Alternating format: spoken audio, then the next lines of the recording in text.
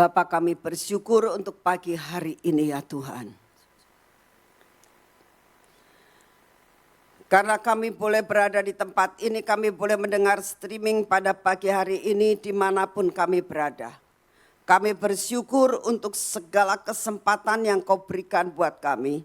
Sehingga kami mengerti Tuhan, bahwa hidup kami Engkaulah yang mengaturnya. Kami sangat percaya Tuhan, kalau kami masih boleh ada di tempat ini, kalau kami masih boleh mendengar firman-Mu, kalau kami masih boleh menyembah dan memuji nama-Mu, ini adalah kesempatan yang Kau berikan buat kami. Kami bersyukur untuk semua dan semuanya ini ya Tuhan. Saat ini kami datang di hadapan-Mu, kami mohon pimpinan-Mu sepanjang hari ini Tuhan. Supaya di dalam tindakan perbuatan kami mempunyai dasar firman-Mu untuk memberikan kekuatan dalam hidup kami. Sehingga kami tahu kemanapun kami pergi, kami ada di dalam kontrol firman-Mu. Terima kasih untuk semua. Dalam nama Tuhan Yesus. Amin. Kita akan baca sama-sama pada pagi hari ini dari 1 Tawarikh 16 ayat yang ke-11. 1 Tawarikh 16 ayat yang ke-11. Sesuai dengan apa yang kita baca dan kita nyembah pada saat ini, saya percaya saudara datang ke tempat ini karena saudara cari Tuhan. Amin. Saat-saat ini seluruh dunia cari Tuhan. Gak ada orang yang berani untuk mengatakan aku mau bertindak sendiri. Ketakutan semuanya ya. Dan oleh karena itu hari ini juga Tuhan kasih firman. Dalam ayat yang ke-11 dikatakan begini. Carilah Tuhan dan kekuatannya. Saat ini yang kita ambil adalah yang kita cari itu cari Tuhan. Kalian mau cari apa? Gak bisa saudara. Sebab apa? Umur di tangan Tuhan. Semua kejadian gak bisa kita stop begitu saja. Ya. Tetapi siapa yang bisa stop? Hanya Tuhan. Ya. Jadi kita harus cari orang yang paling kuat. Siapa orang yang paling kuat? Adalah Tuhan sendiri. Ya. Karena dialah pemilik dunia dan pemilik surga. Siapa yang bisa memberi kekuatan? Siapa yang bisa memberikan kepada kita kesembuhan? Siapa yang bisa memberi kita berkat? Siapa yang bisa memberi kita makanan? Siapa sebenarnya? Memang kita harus kerja, memang kita harus beli untuk makanan itu. Kalau saudara tidak dibukakan berkat sama Tuhan, itu gak akan bisa saudara. Jadi kita harus cari sumbernya. Sumbernya siapa? Tuhan. Jadi hari ini Tuhan katakan carilah Tuhan dan kekuatannya. Dan kekuatannya. Karena saudara harus cari bahwa yang saudara cari itu punya kekuatan yang sungguh amat sangat luar biasa. Ya, yang sanggup menolong saudara. Lalu dikatakan carilah wajahnya selalu.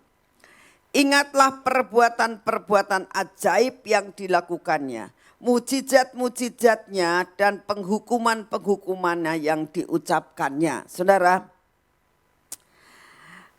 ini perkataan daripada Daud. Ya. Di dalam 1 Tawarikh 16 ini cerita tentang Daud. Daud sesudah dia menjadi raja, lalu dia mulai merasakan, aku kalau tidak cari Tuhan dan kekuatannya dan mencari wajahnya selalu gak bisa. Caranya bagaimana untuk mencari Tuhan dan kekuatannya, cari wajahnya selalu. Apa yang dilakukan? Dia cari tabut. Ya. Tabut itu gambaran hadirat Tuhan. Nah, apa yang dilakukan? Dia ambil itu. Tabut ada di mana? Ternyata ada di Obed-Edom. Ya, karena saudara tahu ceritanya bahwa tabut saat itu dibawa dan akhirnya terjadi sesuatu malapetaka dan dipindahkan atau dititipkan di Obed-Edom. Dan selama 3 bulan dikatakan di tempat Obed-Edom itu mengalami perkara yang dikatakan multiple money. Mengalami perkara yang ajaib dalam kehidupan Obed-Edom. Diberkati baik jasmani maupun rohaninya. Daud mendengar. Dia katakan, aku akan cari Tuhan. Aku akan mencari kekuatannya dan aku akan mencari wajahnya. Saudara, akhirnya apa yang dilakukan oleh Daud? Dia ambil itu. Dia ambil itu hadirat Tuhan, yaitu tabut, dan dibawa ke Yerusalem. Nah, saat dibawa ke Yerusalem, dia taruh pada saat itu di kemah, dia siapkan semuanya, dan dia katakan, aku sekarang dekat dengan tabut. Mencari wajah Tuhan, mencari kekuatannya, dan mencari wajahnya. Saudara, itulah yang membuat Daud hidupnya senantiasa diberkati sampai mencapai destininya. Ya. Dikatakan, ingatlah perbuatan-perbuatan ajaib yang dilakukannya. Daud selalu melihat, ya, pada masa dia dalam kesukaran, dia tahu dari mana dia diambil. Dia tahu persis bahwa hidupnya itu di padang. Ya. Sampai Tuhan bawa masuk ke istana. Artinya pada waktu itu dia disuruh menjadi pemain kecapi. Ya. Sampai dia dikejar-kejar sama Saul. Ya. Saat dia merasakan, wow, sudah waktunya pada saat dia rasanya sudah hampir mencapai tahta. Pada saat dia bisa mengalahkan Goliat dan menjadi mantunya raja. Wow, sudah dekat. Tapi apa yang terjadi? Dia tetap mengalami apa yang dialami. Dia masuk di dalam masa-masa kesukaran. Nah, dalam masa-masa kesukaran saya mulai berpikir begini. Iya ya, Daud itu dengan orangnya yang 600 orang, ya, makannya gimana ya? Gitu. Saudara, 600 orang. Saudara bayangkan kalau satu hari itu kita makan sekali 10.000 aja. Ya. Satu hari 30.000. Orang satu. Ya. Orang 600 berarti 300 kali 30.000. Berapa? 1,8 kan? Satu hari loh. Uang dari mana itu? Mereka pada enggak kerja loh. Ya kan? Ngikutin Daud baik. Perang dan sebagainya. Kalau dipikir-pikir biayanya besar. Tapi di dalam Alkitab tidak pernah dikatakan mereka tidak makan. Gitu. Bahkan mereka selalu perang. Dan saya tuh mikir, kenapa ya? Tuhan tuh punya satu rekayasa tuh. Ya, contohnya. Daud bisa menjadi suaminya Abigail. Itu kaya loh ya Abigail itu. Bener gak? Jadi kan dia setidak-tidaknya kan bisa ngasih makan 600 orang itu. Lucu ya. Saya pikir Tuhan kau punya 1001 jalan buat menolong gitu. Ya. Jadi kita gak usah takut dan khawatir masa-masa seperti ini. Yang dikatakan susah. Ya. Memang susah. Ya. Ngelihat banyak sekali yang sakit. Ya. Kalau kita lihat Sion ini jadi surem gitu kalau sore jam 6 semua wis pada tutup ya. Rasanya serem banget gitu. Terus rasanya penghasilan mulai berkurang. Saudara harus percaya bahwa Daud saja ya. Lihat dikatakan. Ingat perbuatan-perbuatan ajaib yang dilakukan. Saudara ingat akan semuanya itu. Daud bisa ngasih makan 600 orang bertahun-tahun loh itu dia. Betul enggak? Tuhan punya 1001 jalan. Saudara, saya kemarin WA-an sama Ibu Esther. Ya. Saya ketanya gini, halo gimana kabar kamu? Gitu. Baik Ci, ini sekarang sekolah kan tutup. Saya bilang, iya. Nah Jim bagaimana kerjanya? Kalau Esther sudah gak kerja. Si Jim ini kerjanya kan dari government, dia dapat kerjaan nganter anak-anak sekolah, tapi anak-anak yang kurang gitu, kayak anak-anak autis apa kira-kira 6 orang gitu. Tapi gajinya gede banget. Pagi 6:30 dia jemput nganter. Nanti jam 2:30 jemput nganterin. Cuma itu kerjaannya. Ya, tapi gajinya gede. Nah ini sekarang kan nggak ada kerjaan kan. Saya bilang, kamu tetap dibayari enggak? Ya enggak Ci. Ya, habis enggak sekolah anaknya jadi enggak dibayarin. Oh enggak dibayarin sama gubernur. Enggak, tapi dia masih punya yang dinamakan pensiun karena karena warga negara sana dia dapat pensiun. Oh ya lumayan ya. Cukup enggak? Saya bilang, cukup Ci. Cukup. Puji Tuhan saya bilang. Dan saya tuh merasa diberkati Tuhan luar biasa dalam keadaan seperti ini. Dia bilang, Tuhan itu bisa punya cara 1001 cara. Gimana? Coba sok cerita. Dia bilang begini. Tiba-tiba ada orang yang ngirim uang sama dia. Lalu mengatakan gini, ini tolong ya bagi-bagi katanya gitu. Jadi dia bisa kirimkan ke India, dia bisa kirimkan ke daerah-daerah yang miskin gitu. Kok aneh? Iya aneh Ci, aneh. Saya bisa kirim menjadi berkat. Terus yang lain yang saya merasakan. Sekarang ini kan dalam keadaan seperti ini banyak sekali orang yang di PHK. Dia bilang gitu. Banyak gak dapat kerjaan, banyak yang susah gitu.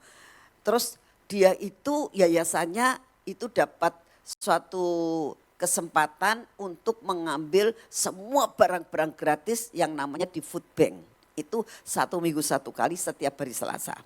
Itu barang yang di sana yang namanya roti tawar itu gudangan. Banyak sekali. Kamu mau ngambil berapa mobil bisa ya.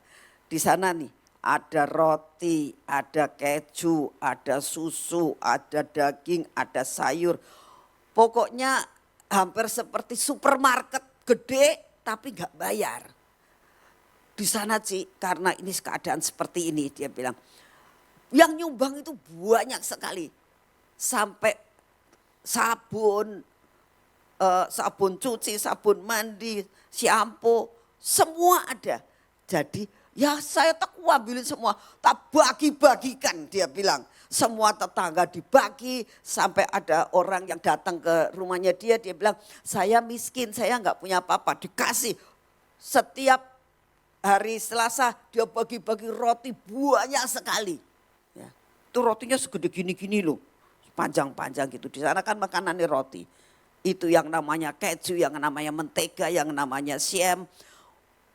Banyak sekali, yang namanya permen, yang namanya vitamin juga banyak sekali. Saya tuh bisa jadi berkat sih di sana. Saudara, Tuhan tuh punya 1001 jalan di dalam menolong saudara. Tapi yang penting carilah wajahnya. Ya. Daud tahu di situ letaknya. Ya. Di situ letaknya dia itu dapat mendapatkan semuanya. Ya. Saudara, dalam keadaan yang seperti ini, kita cari sumbernya. Kalau kita menyenangkan hati sumbernya, kita tahu persis dia berdaulat atas segala sesuatu, kekuatan, kesehatan, finansial, semua itu dari dia. Cari wajahnya, menyenangkan hatinya. Tuhan punya 1001 jalan untuk menolong saudara dan saya. Percaya dalam keadaan seperti ini kita nggak bisa mengandalkan orang lain. Ya. Saya tidak melarang saudara itu mendengarkan banyak berita. Tapi belajar gini, berita yang bagus itu yang kamu ambil. Yang tidak kamu buang. Ya. Berita yang membuat kita takut itu dibuang. Ya. Tapi suatu berita yang sungguh-sungguh dari sumber yang benar itu kita perhatikan.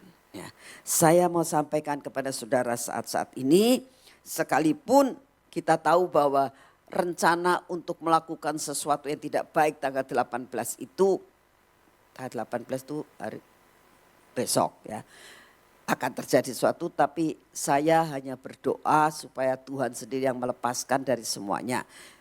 Minta dari sumbernya, amin. Saya berdoa dan saya berharap saudara buat Efes Damim ya di gedung ini, di rumah saudara ya. Karena kita tahu hanya Efes Damim yang bisa melepaskan kita dari semuanya. Amin. Yuk kita berdoa saat ini. Kita bangkit berdiri, saudara-saudara yang ada di manapun saudara berada hari ini, yuk kita berdoa, kita percaya, kita cari wajahnya, kita mencari akan kekuatannya, kita akan mencari akan hadiratnya. Karena kita tahu di situ sumbernya. Daud tahu di situ sumbernya. Dan kita saat ini datang kepada sumber mata air ini. Bapa, saat ini kami datang di hadapan-Mu ya Tuhan. Engkau tahu, Engkau mendengar, Engkau sangat mengerti akan apa yang oknum-oknum akan rencanakan untuk menggagalkan segala rencana-Mu atas bangsa dan negara kami. Oleh karena itu pada saat ini kami minta di dalam nama-Mu. Biar setiap hari kami mengucapkan Yesaya 60. Kami mengucapkan Mazmur 91. Berlaku buat kami. Tuhan, kami minta di dalam nama-Mu, perlindungan yang berasal daripada-Mu turun atas bangsa kami, turun atas keluarga kami, turun atas Sion Tuhan. Kami percaya darah-Mu Tuhan, saat bangsa Israel adalah orang-orang yang Engkau bedakan.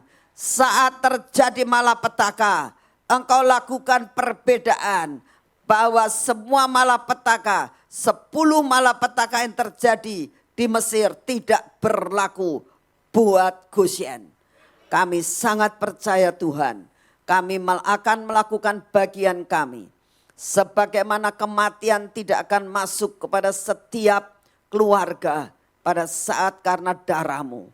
Saat ini kami tahu darah-Mu Yesus 2000 tahun yang lalu yang bisa menyembuhkan, yang bisa menyelamatkan dan bisa meluputkan kami dari segala malapetaka. Terima kasih untuk semua. Saat ini kami berdoa Tuhan, bagi semua rencana-Mu atas bangsa dan negara kami. Kami tetap berdoa. Terus Tuhan, kami bersyukur karena kami mendengar suatu berita bahwa saat-saat ini lebih banyak yang sembuh daripada yang meninggal. Terima kasih Tuhan, teruskan semua rencana-Mu sampai banyak yang sembuh, banyak yang keluar dari rumah sakit, tidak ada penularan lagi. Kami percaya Engkau akan lakukan semuanya itu, sehingga kami sangat-sangat percaya bahwa akhir April ini Tuhan semua sudah selesai. Bulan Mei terjadi pembersihan luar biasa dan terjadi perkara yang ajaib Tuhan. Sampai kami tahu Indonesia bersih dari semua virus. Terima kasih, kami percaya Tuhan. Sehingga ekonomi akan berjalan seperti biasa dan semua berjalan seperti biasa. Kami sangat percaya di dalam masa-masa yang seperti ini. Kami tahu Engkau akan pakai kami. Engkau akan pakai kami menjadi berkat kepada orang lain. Terima kasih untuk kasih setia-Mu yang tidak pernah berubah. Kami sangat percaya. Sekali lagi kami tetap berdoa untuk Bapak Presiden kami. Dan Bapak Menteri-Menteri, Bapak Menteri Dalam Negeri. Kami juga berdoa buat Menteri Keuangan dan Menteri-Menteri yang lain Tuhan. Menteri Pendidikan, Perhubungan, semua Tuhan. Kami minta di dalam nama-Mu. Mereka boleh unity dan mengambil suatu keputusan yang berkenan di hati-Mu. Terima kasih untuk kasih setia-Mu. Saat ini Tuhan, kami mau keluar dari tempat ini. Kami mau keluar dari rumah kami masing-masing. Kami akan bekerja dan melakukan tugas dan kewajiban kami. Kami butuh pengurapan. Mari saudara kita pengurapan.